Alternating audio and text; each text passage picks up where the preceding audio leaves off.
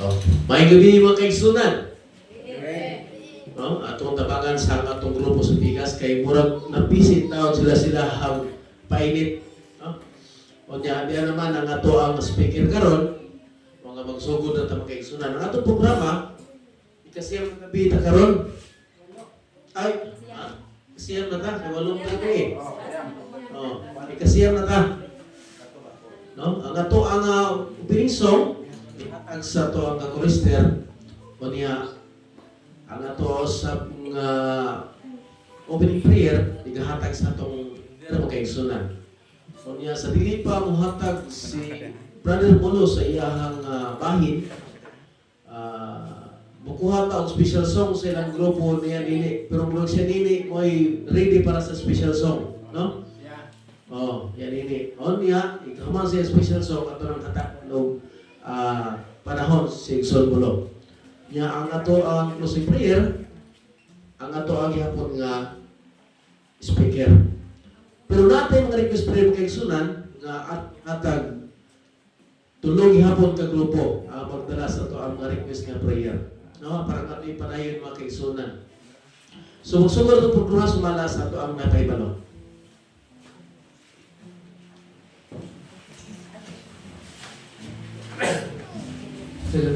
Okay, everyone. So for our opening song, let us all stand and sing "Draw Me Nearer."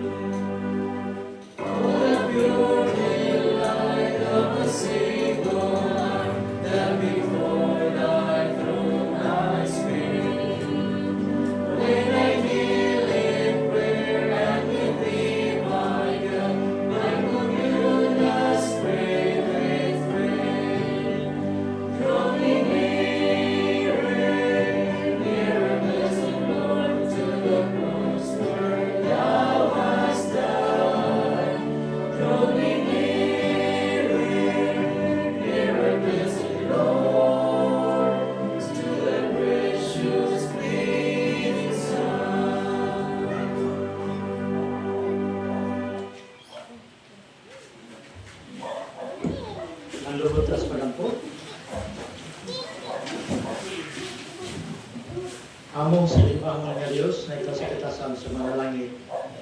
Nihiling nga ikasiyang nga gabi, amo ikaw nga kasalamatan sa kadasig ng gihatas pagkaka sa kanan. Kabisan pa sa dili maayo ang panahon, unay ulan-ulan nga among nadatan.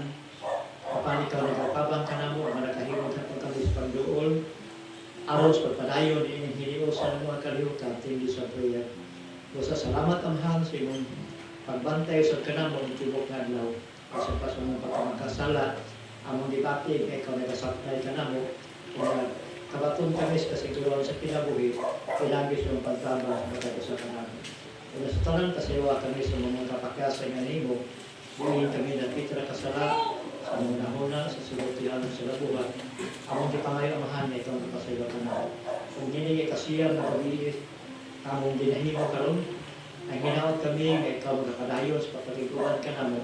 Tuloy kami sa among sabot sa mga puno ang mga patian karon. Nagpinig nga may mensahe, mululot kini sa mga tinabuhi, o muhatag kini giya ka namo, ang tinabuhi kami po yung sumutulot. Hayot kami, kamatiguban at pagkatapos ang pagsimba, inintak na among bilauman sa ngalan ni Jesus.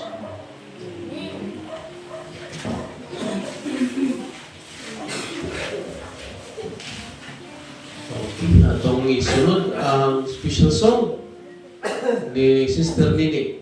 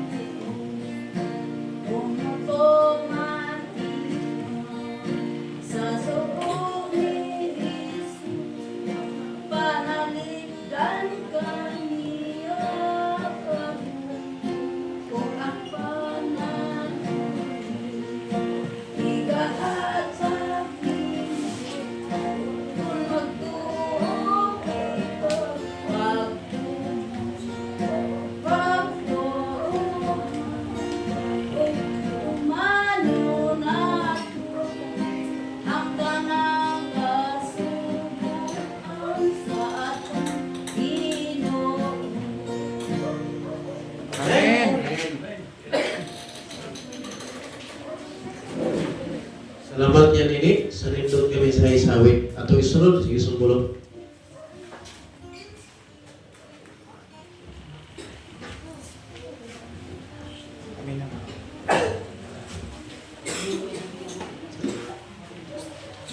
May sa gyapon leksyon may gabi. So yung kagabi yung leksyon, mo na siya leksyon nga gani si Maalam Solomon nag-ingon siya nga Ecclesiastes 12:13 ang tanan na dungog na ug hadlokin niyo ang Dios ug bantay niya sugo kay kini mao ang tibuok katungdan sa tao. Wala makingon dito leksyon nga katundanan lang alang sa mga gwapo dito sa mga halip. Why exemption leksyon para din na siya sa tao. Nga ang sobo, ang Sabado, nasulog yan ng subo. Ang adlay pula gibuhat para sa tao. Why exemption niya po leksyon. Kay tao man, obligasyon kita. Sunod to sa Portis kami, leksyon ng Sabado, amo nang wala, tungod kay iyalan ko na studio. Kita magtuman sa Perason, sa Sogo. Reagson, kung atungan lisaron, wala pa Yudio, daan ng pagtulunan sa iyo. Atong masabot, atong mabasa na Genesis 2:7. Samtang ang Diyos nagtrabaho sa yuta ug langit. Pag-abot sa ikapitong adlaw, ipahulay din siya. Mao na ang pagtulunan sa pagmamahal. Kunya pag-abot na nga ni Kristo, mao ang Japon. Nga dunay ligwat sa among maroon sa una sa Portis Pakulo. Sa pagkinadto ni Ginimso sa sinagoga nagsimba ba? Amo na rason diha. Nakaroon. Kung mubalik ko tagunta na ako nasabtan. Ang inyong ministro kung nagdadto na sa simbahan kada Domingo, wa ko di ay mo simba. Amo na istorya ni Ikson. So ini kagabi yung Ikson kanang atong patalihugan makadyot Ikson yung siyam kagabi nga kanang tindis ako Ikson murag kaduha pa jud kung try Ikson kung kay wala man og gani akong tingog so medyo aking bughan ako karas pa ni akong liog Ikson nagiyon diri sa atong koneksyon intro sa atong basaon nagiyon kay kun pasaylo ninyo ang mga tao sa ilang mga paglapas pasaylo sab kamo sa inyong langit ng amahan Mateo 6:14 mo siya dugog ka sa tungtunan ng tradisyon. So padayon mo tas nota di sa ubos diyon dire tigulang na siya og nahimong kilder sa akong simbahan o sa daghang mga katuigan anaa siya karon sa ospital sa dihang gibisita ko niya diingnan ko niya ayaw ako og ampuy kay nasira ako nganong nagaingon kanya na nitubag ko pastor nakasala ko nakabuhat ko dakong sala sa batan-on pa ako nganong nga nangayo ka ba sa Dios og pagpasaylo o kada adlaw sa akong kinabuhi-apan wala niya ako pasaylohan. Yun sa nimo pagkahibalo ang tubag mo ni og siya mingon wala nako bati at kini. Muna iya rason igsuon na samtang siya nga nagmalibad siya sa pastor na ayaw kong kampo kaya siya nasala sa batan pa siya. Kini siya nga punto nga istorya igsuon dili na siya ako na pang ang iyang pugunahuna nga ang iyang sala sa batan ba hangtod siya tigulang na iyang gidahatod karon gunaw na siya nga dili na siya pasaylo siya pasama pasaylo bisa Ginoo igsuon sa Dios tungod kay ang tuang go diha ang ligwat go diha ang ato sintro diha ang pagpangayo ang sulindin pagpangayo lang gyud pagpasaylo mao ra gid action.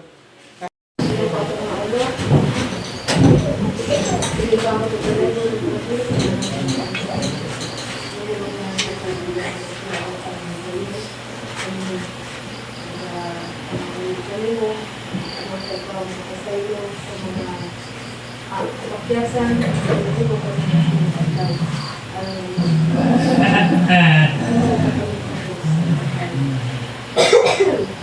akong ginamamay sa mga ang kaayuhan sa mga science sa mga balatian sa mga sikat sa muntan sa mga nagat angka adugon sa kapasitas ubay sa mga pamilya na wala na mga simba ubay sa mga nagawag sa bautismo na karon wala na sila makatimo sa pagbalik kaya yung ikaw magpadala sa mga tao kaya sinuo yung tugutan na wala ng Espiritu Santo maglalikap sa isa sa mga kasikasin mag-aaghat kanila kung ang mundo sa diha na sila bilang sa bautismo. Amahan, kinaupunta ang nalabion, ang mga pulong, ang mga kalibugan, at isok-ika sa mga kasikasin dahil ng diya pagtuog pag-alamod ng pagkakas. Kung mga sa kami, ayaw sa buhat, pag-mensahe sa mga ministeryo, sa dinas sa wali, sa ito sila pagkakapag ikaw sa mga tao na nakahiling sa mga handa sa pagkabati sa mga sinapunta ang mahal ng sulat ang ngalan sa ikaw sa pinapulit sa inyong pagbalik maandal ang pagkakasalam sa pagkakawag ng pinapulit sa pagkakalamin ang mag-isa ng mga pamilya ng mga sila ang kanang Ginoo ay yung pag-iwanan ang sarili magpupong na lang magpupong na lang magpupong ang nangayo at ang mga pangangko ang pagdalawa kung pangalan ng Diyos Sebuah penduduk tidak ada di bawah kata hanya mengenal kami dalam kata ini punya katanya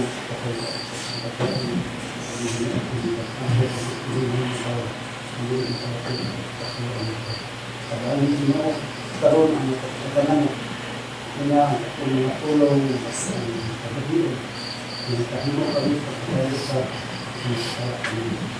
bahkan kalau sekarang katanya ini bisa kamu sendiri kita sudah sampai di dia menjadi karena kita juga dia berbeda akan mau melakukannya lebih dari turun kepada Islam ini karena kita pernah anak dia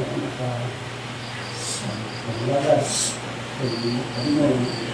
tahu berita lebih dikasih betul dapat juara pembunuh perencanaan ibang perencanaan tidak mereka usahakan terbawa pengusahaan itu ini kan yang anak tidak boleh terbuka terus aman ya hanya dalam dan penuh untuk itu apabila tidak boleh kalau tidak mau pengenalan itu lebih besar seperti saya kami mengalami kami terkait di kawasan budaya ini agama yang hanya yang untuk kadawa semua makolon kami pendidikan dan kami makalan mendapat keluasan dan kanamo yang ini menganak umat hukum kanamo tetap diminta kita pinabuhi ng kanamo kami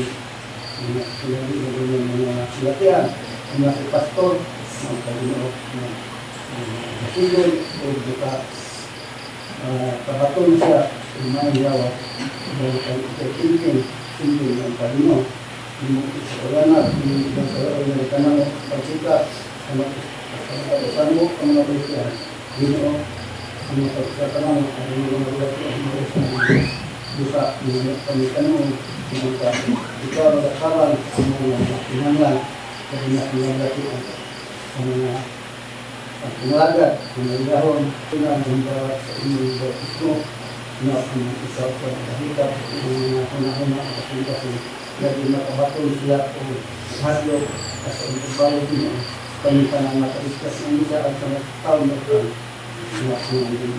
Ikaw ang aming pinayo. O biyak sa ikaw ang katayo sa kasalanan. Ikaw sa alima at sa kami. Siniwanan mo Diyos na may kauspit sa mga langit. Kapadayon kami Ginoo, pagsampit diha kanimo.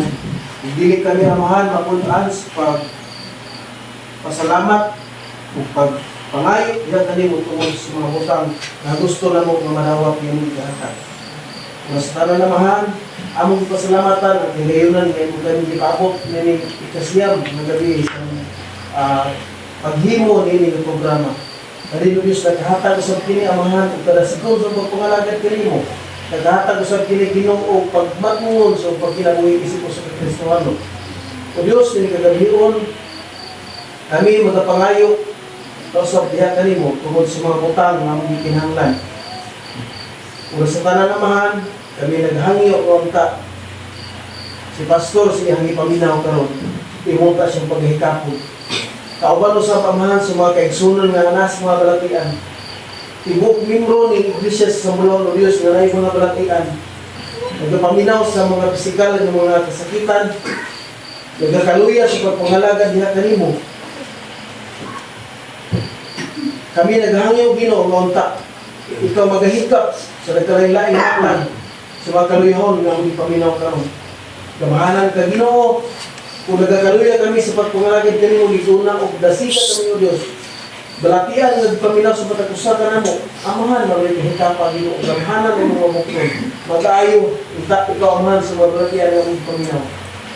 Kauban sa mga kaigsunan Ginoo. Kung wala na namo makiti sa pagsimba kauban ka namo. Mga anak sa mga kaigsunan wala na sa mga makiti. O Diyos, maloy ka, tanduga ang ilahang sikasi nga makahimo sila pagpangalagad kanimo. Samtang dili pa inta, ikaw mubalik amahan. Sa paghahimon usab, nag-proceed o Diyos. Ako naghangyo kanimo nga unta. Ang kalampusan, kapag sa mong balang espiritu, narin o Diyos, daghan ba unta ng mga tao, ng mga duol, mga pangalagad pa kanimo. Kauban sa mga katawhan, nini lugar o Diyos sa mulawan. Magsilinganan na mo Ginoo, kung wala pa pagadawat kanimo. Anduga sila amahan. Makita o Diyos na imong gahom ug balang espiritu nga rin amahan. Makahimo ta sila sa pag-angkon nga ikaw ilahang malulos. Kauban ka na mo, gagawin na kami Ginoo mga pangalagad samtang dili pa ikaw bumalik. Ligo na kami o Diyos. Bisan pa man sa mga kasakitan, problema nga mabot sa kinabuhi.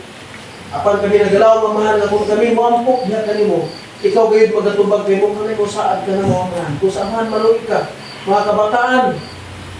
Gani asa ang poder, mga kabataan, ganin iglesia.